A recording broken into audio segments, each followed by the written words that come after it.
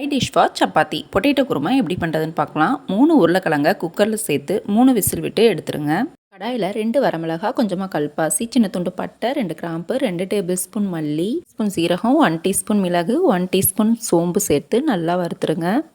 1/4 cup தேங்காய், 2 முந்திரி சேர்த்து திரும்ப நல்லா வறுத்துட்டு ஆறுனதும் மிக்ஸி ஜாரில் மாற்றிட்டு இந்த மாதிரி நைஸான பேஸ்ட்டாக அரைச்சி எடுத்துருங்க.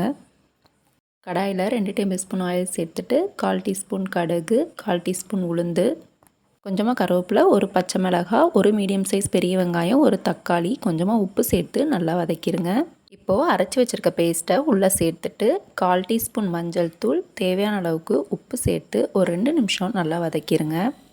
குருமாவுக்கு தேவையான அளவுக்கு தண்ணி சேர்த்துட்டு க்ளோஸ் பண்ணி 2 நிமிஷம் நல்லா கொதிக்க விடுங்க. கொதி வந்ததும் இப்போ வேக வச்சுருக்க உருளைக்கிழங்க சின்ன சின்ன பீசஸாக கட் பண்ணி உள்ளே சேர்த்து நல்லா மிக்ஸ் பண்ணிவிட்டு திரும்ப ஒரு 2 நிமிஷம் கொதிக்க வச்சிங்கன்னா சூப்பர் அண்ட் டேஸ்டியான பொட்டேட்டோ குருமா ரெடி. நீங்களும் ட்ரை பண்ணி பார்த்துட்டு பிடிச்சிருந்தா லைக், ஷேர் அண்ட் சப்ஸ்கிரைப் பண்ணுங்கள். தேங்க்யூ.